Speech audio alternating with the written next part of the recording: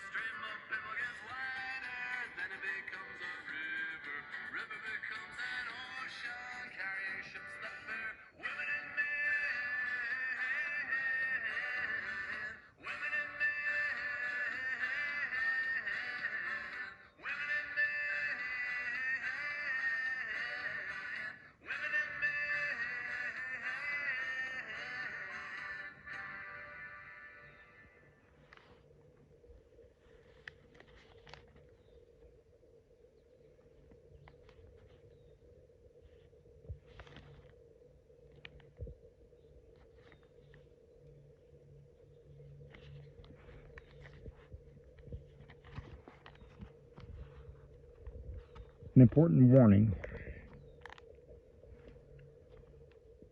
Not every 13-year-old girl was accused of murder, brought to trial and found guilty. But I was just such a girl. And my story is worth relating even if it did happen years ago. Be warned, however, this is no story of a bad boy, or know what Katie did. If strong ideas and actions offend you, read no more. Find another companion to share your idle hours. For my part, I intend to tell the truth as I lived it. But before I begin relating what happened, you must know something about me, as I was in the year 1832, when these events transpired. At the time, my name was Charlotte Doyle. Although I have kept the name, I am not, for reasons you will soon discover, the same Charlotte Doyle. How shall I describe the person I once was? At the age of 13, I was very much a girl, having not yet begun to take the shape, much less the heart of a woman. Still, my family dressed me as a young woman, bonnet covering my beautiful hair, full skirts, high-button shoes, and you may be sure, white gloves. I certainly wanted to be a lady. It was not just my ambition, but it was my destiny. I embraced it wholly, gladly, and with not an untoward thought of anything else. In other words, I think at that time of these events, I was not anything more or less than I appeared to be, an acceptable, ordinary girl with parents in good standing. Though American-born, I spent the years between my 6th and 13th birthdays in England. My father, who engaged in the manufacture of cotton goods, functioned as an agent for an American business there. But in the early spring of 1832, he received an advancement and was summoned home.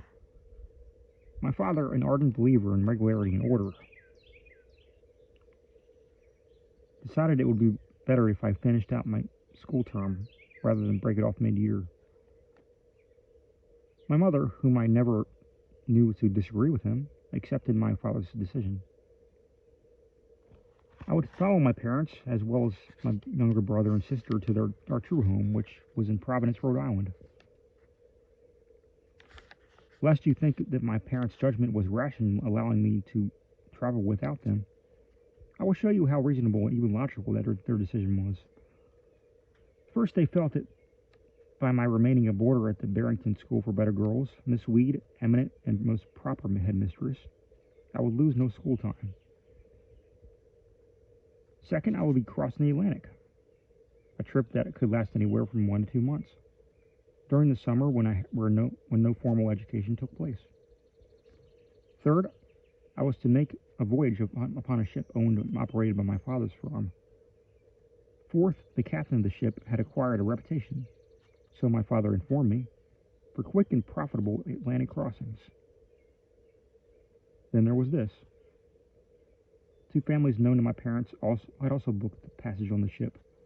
The adults had promised to function as my guardians.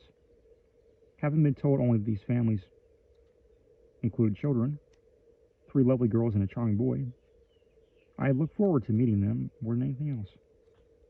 So when you consider that I have the dim memories of making the crossing to England when I was 6, you will understand that I have a forthcoming voyage that isn't all as a lark. A large, beautiful boat. Jolly sailors. No school to think about. Companions of my own age. One more point. I was given a volume of blank pages, how typical of my father, and instructed to keep a daily journal of my voyage across the ocean, so that the writing of it should prove of educational value to me. Indeed, my father warned me that not only would he read the journal and comment upon it, but he would pay particular attention to spelling. Not my strongest suit. Keeping that journal, then, is what enabled me to relate now in perfect detail everything that transpired during that fateful voyage across the Atlantic Ocean in the summer of 1832.